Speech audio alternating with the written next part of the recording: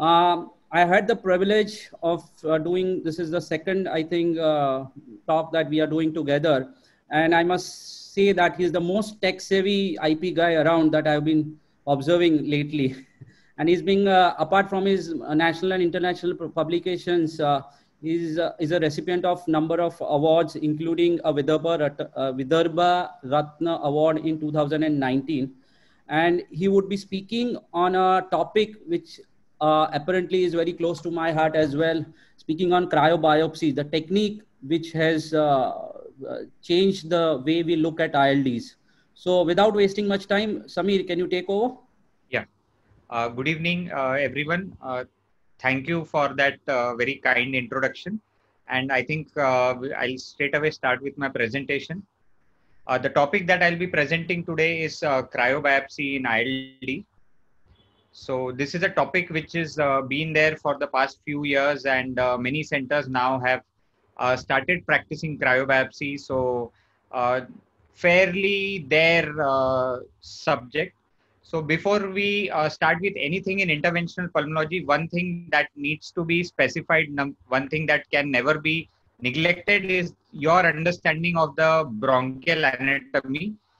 Whenever you are going in for any interventional procedures, make sure you are very sound with the airways, how they look from inside and how to reach a particular segment of the lung. So now we'll be talking about cryotherapy. So basically it's the use of a cryoprobe with a flexible bronchoscope, wherein the cryoprobe is frozen to the target tissue, and the target tissue is then removed from the lung for your diagnostic purpose. So we'll be starting with the principle involved in this technique. So this is basically the Joule-Thomson effect. So whenever a compressed gas is released very rapidly, there's a sudden fall of temperature around it. So this is what happens in the cryoprobe. So this is your Arbe Cryo 2 machine, and that's your cryoprobe. The probe is available in different sizes. There's a 1.1, 1.7, 1.9, 2.1. So the cryoprobe, the tissues which are sensitive is the skin, the granulation tissue, the mucous membrane. So when we are performing a cryobiopsy, what we are using is a therapeutic bronchoscope with a working channel of more than 2.1 mm. So there's no dedicated scope for cryobiopsy. It's your therapeutic bronchoscope through which your cryoprobe is inserted. So this is a demonstration from Arbe, which basically shows you how the cryoprobe attaches itself to the tissue on activation. So the tissue is attached, and then you are supposed to remove the cryoprobe along with the bronchoscope en bloc, and then you get the tissue outside. So a very important slide for this presentation is the differentiation between the traditional forceps biopsy and the cryobiopsy. You can see the image number 1 shows you traditional forceps biopsy showing a smaller size when it comes to the sample, and there is destruction of the basic architecture. In comparison, when you see image number 2 and 3, this is the cryobiopsy sample. The size of the tissue is relatively larger, and the main advantage when it comes specifically to ILD is that the architecture of the tissue remains the same as it was inside the lung. Now, there have been various indications for which the lung cryobiopsy has been used. What we are will be discussing now is its use in ILDs, basically to diagnose IPF, any connective tissue diseases associated with ILDs, HP sarcoidosis.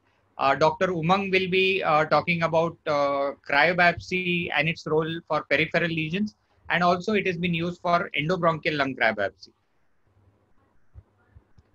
Now, these are contraindications which we need to keep in mind before we go for such a procedure. Any patient who has high risk of general anesthesia, patients with hemodynamic instability, patients with pulmonary hypertension, any bleeding diathesis, severe hypoxemia, or patients who have extensive cysts or bullae in their CT scan. There are relative contraindications of hemoglobin less than 8 and reduced lung functions. Now, what are the risks that we are looking at when it comes to cryobiopsy? I believe the sole reason cryobiopsy has been controversial for a very long time is the risk of bleeding. So you have to always keep in mind that you might anticipate bleeding. Patient might end up in hypoxia. There might be pneumothorax. A patient may require post-operative hospitalization, and there might be anesthesia-related complications.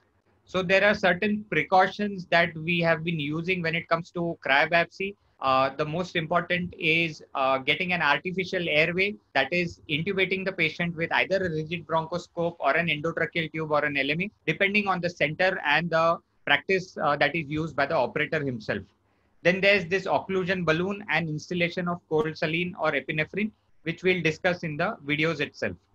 So here we can see there is a very significant role of artificial airways. The first important point here is it gives you an easy entry and exit with your flexible bronchoscope along with the cryoprobe and the cryobiopsy sample. So you can easily go in and come out whenever you want. Second, you can keep an occlusion balloon and place the balloon without worrying any slippage of the balloon when you pull out your cryobiopsy sample. So there's a significant role of artificial airways. Different centers are using different airways. I go with the rigid bronchoscope for various reasons, the main being the safety. So when we are going for patients who are anticoagulation therapy, we have guidelines which state that we should stop warfarin 5 days before the procedure. And for clopidogrel, it's a period of 7 days. So there's a pre-procedure checklist. I believe now every center is accustomed to this checklist. It includes the CT scan of the chest, getting a complete blood count, coagulation profile, serum creatinine, spirometry and pulse oximetry, the ECG and the echocardiography. It is also desirable to have the DLCO, ABG, as well as the serology for HIV, HBC and anesthetic evaluation. So what exactly are we doing when we perform TBLC for ILDs? So what you see on the extreme left top is your artificial airway. You can go for the rigid bronchoscope or the endotracheal tube. Then what you require is a flexible bronchoscope with a working channel large enough to accommodate your cryoprobe.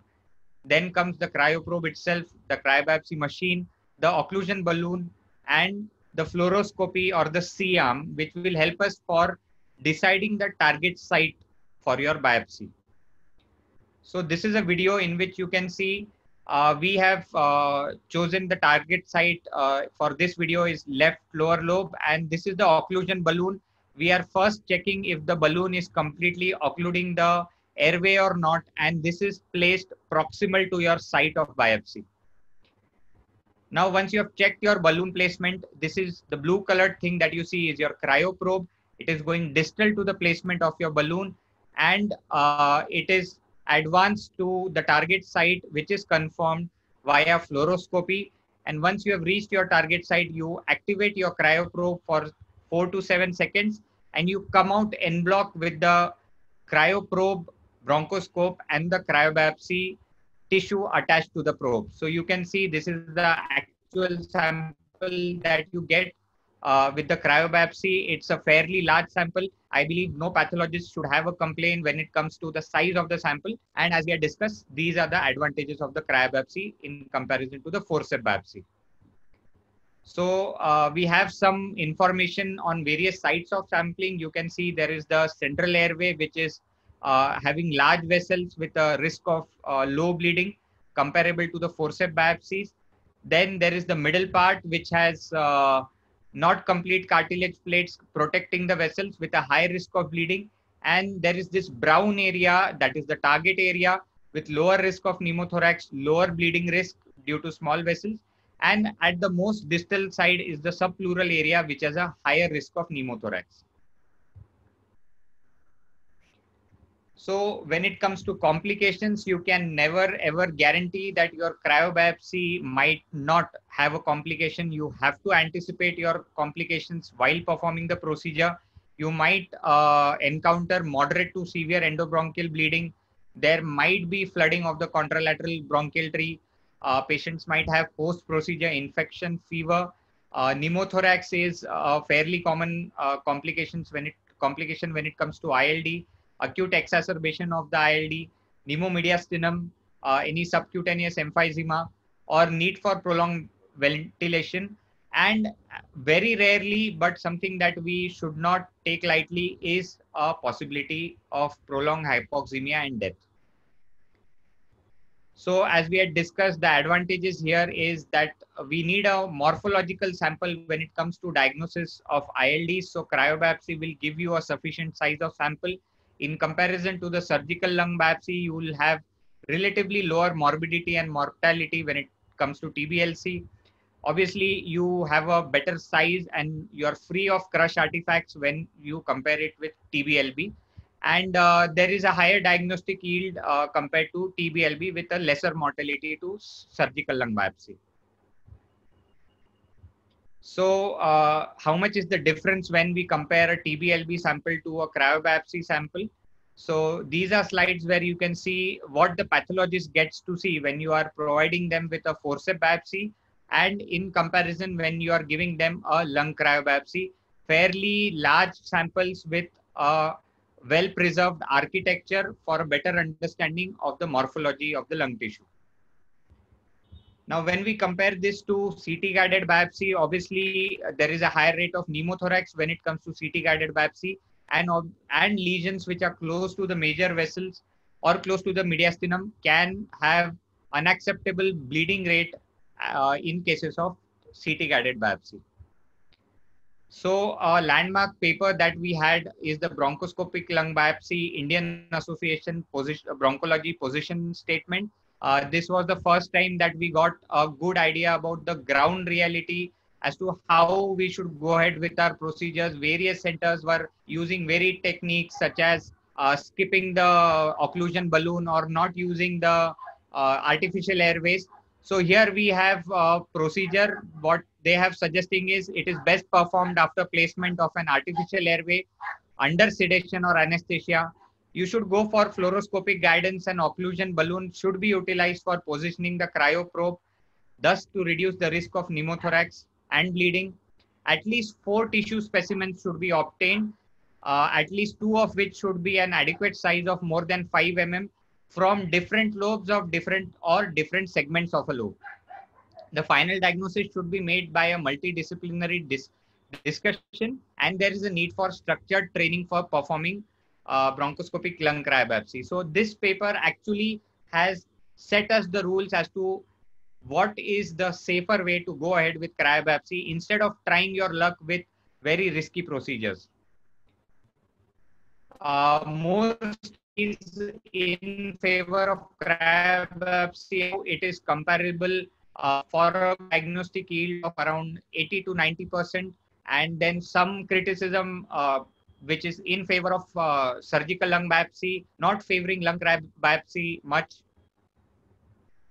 Then this another paper which supported lung cryobiopsy, giving it an adequate sample with a specific diagnostic in majority of cases, including fibrotic lung diseases. The cold eye study, which has a direct comparison between the VATS and cryobiopsy for the same patient, and they have lined down the advantages of VATS and the disadvantages, and relatively the advantages for cryobiopsy. And although what everybody has specified is that the diagnostic yield is lower and adverse events might be seen in cases of poor patient selection and operator inexperience. The last study that we got in April 2020 is this one, which was published in Chest, and again favor of cryobiopsy if performed in the right patient and in the right procedure way. So what's new? We have the new 1.1 and 1.7 mm mini probe, which comes with an oversheath. There is no need to pull out your bronchoscope. You can pull out your cryobiopsy sample along with the cryoprobe through this sheath, keeping your bronchoscope inside the airway while you can monitor the amount of bleeding. So certain advantage here to avoid bleeding. But in my own personal experience, if you're going for diagnosis of ILDs, the 1.9 probe still stays the best probe that you can have for ILD diagnosis. We have data of our own center, which was presented at the ERS, and what we saw was that these were the complications, most patients presenting with mild bleeding or no bleeding at all. We had 0 cases of pneumothorax, and cryobiopsy had a good diagnostic yield of around 90% in DPLD and 80 to 90% in peripheral and endobronchial lesions. Now, this is one case that I will show you. You can see the CT is suggestive of chronic inflammatory parenchymal disease. And what we are targeting here is the right lower lobe. You can see in the video, this is your occlusion balloon, which is placed proximal to the site of cryobiopsy. You are just making sure that it occludes your airway properly. And then you go ahead with your cryoprobe, which is now distal to the occlusion balloon. You set your target site as seen in the fluoroscopy. You reach the pleura and come back with your cryoprobe almost 2 centimeter, activate your cryoprobe, get your sample, and then you can go back inside and just make sure if your balloon is at the right place and it has been successful in containing the bleeding or acting as a tamponade.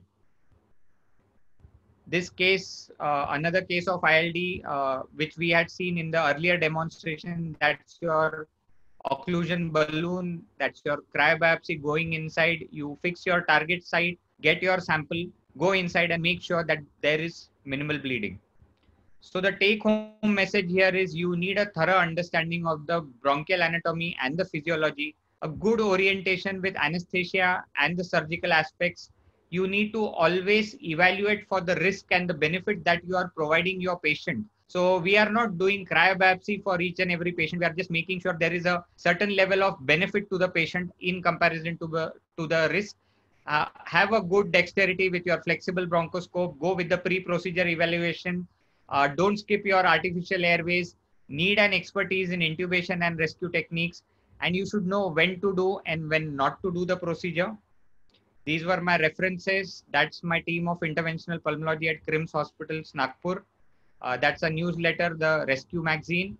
We have a fellowship training program in collaboration with Ancona University, Italy. I have been fortunate enough to contribute to this pandemic with few innovations that were developed in the past 3 months, including the bronchoscopy safety box. That's my teachers and my colleagues who've been guiding me always with all the newer techniques. So I would like to sum it up by saying that good surgeons know how to operate, better ones know when to operate, and the best ones know when not to operate. Thank you. Thank you, Samir, for a fantastic presentation. And we have some time for quick 2 or 3 questions, if anyone would like to ask. Just add for our participants, like any kind of questions, you can just put it down in the question answer section so that, as sir mentioned, we can just keep on answering them between presentations as we have a minute's time to spare. Okay. It will be easy as well. Quick question, Samir. Quick 2 or 3 questions which I would like you to address to the team here. There's a lot of negativity around the risk of bleeding with cryobiopsies, and that's particularly the reason that very few IP guys want to take up cryobiopsies in their setup. Would you like to have some message for them? I mean, your experience. Yeah. Yes. Yeah. So I believe that what we are seeing today is a very favorable situation. We have all the guidelines as to how to go ahead with the procedure. If you ask me personally, 3 years back, we ourselves were going with the cowboy approach, trying newer things, trying newer ways. So I think first and foremost is the proper training. I think we should not skip out on one requirement, which has been mentioned in all the articles, is that we need proper training, and the operator should be properly aware about all the nitty-gritties of performing a cryobiopsy. So I think we can avoid the risk of bleeding if there is proper training. And yes, what goes hand in hand is a good anesthetist. You need a good ICU setup, because you can never be sure when a cryobiopsy might end up with a complication of bleeding. So yes, you need to be very well prepared for this procedure. Okay. We have a couple of questions out here that how long you have to keep the occlusion balloon? Yeah, Okay. so it is advisable that most centers are successfully keeping the balloon inflated for at least 1 to 2 minutes. So that is the time which anyways you take to come out of the target site and release your cryobiopsy sample into the formalin, go back inside with your bronchoscope, wait for 10-15 seconds. You've already crossed 1.5 minutes. Ask your assistant to deflate the balloon, and just in case if you see any more bleeding, you can continue to keep the balloon inflated for another 2 to 3 minutes. But I believe a margin of 1 to 2 minutes is good enough for most of the samples. Okay. Another question is on cryobiopsy in pediatric settings. Till what age, I mean, minimum age where you can perform cryobiopsies, and whether it can be used for foreign body extractions? I would personally like to comment here that foreign body extraction should be your one of the only indications when it comes to pediatric age group, because again we are coming back to the same question that it does carry a risk of bleeding. We have to always evaluate what benefit are we giving to our patient when we are going for a cryobiopsy of the parenchyma in a pediatric patient. So yes, for a foreign body, if it is an organic foreign body, any foreign body which can retain water inside, you can use the cryoprobe. But for any peripheral lesion or any lung parenchyma, you have to first evaluate if there's any advantage with the cryobiopsy in comparison to the risk that you are putting a pediatric patient to. Right. And a couple of questions from me. Your experience, have you had the experience of using 1.1 cryoprobes? Yeah, I have used the 1.1 cryoprobe. Obviously, it has its own disadvantages, which I believe that all of us are facing a varied combination of practices with the new probe. Sometimes I feel if you freeze it for a longer time, it itself does not have the tensile strength to come out with a tissue. At times, the tissue that comes through your sheath itself is not good enough when you are actually wanting to go for a diagnosis of ILD. But yes, if it's an endobronchial biopsy, you might go for the 1.1 probe because you will get sufficient tissue for diagnosis, and you will be safely inside monitoring how much bleeding is happening with the endobronchial tissue. So how comfortable are you with using an oversheath in a 1.1 probe? Again, I'll tell you with the first few 8 to 10 cases, I'm now back to using my 1.9 probe for almost all cryobiopsies that I'm doing. So some people are very much comfortable even skipping the sheath over there. A lot of smaller problems when it comes to these newer technologies. I think it takes a time of 1 to 2 years till the company itself comes with the best possible option for you. So I am now back to using the 1.9 probe for each and every case. Yeah, because that's causing a blockage of biopsy material within the sheaths. That's what me and Umanga also have observed for quite some time in initial cases while doing I have not found the probe strong enough to come out with good biopsy samples in many cases. So what we have done with that is we keep the freezing seconds to a little more to 6 or 7 seconds when we are using a 1.1 instead of doing, because 1.9 we have cut down to 4 to minimize the risk of bleeding. With 1.1 we have I think kept it to 6 or 7 seconds. I think for ILD, you will be always satisfied with the 1.9 because you need to give the right sample to the pathologist. Yes, I agree with that.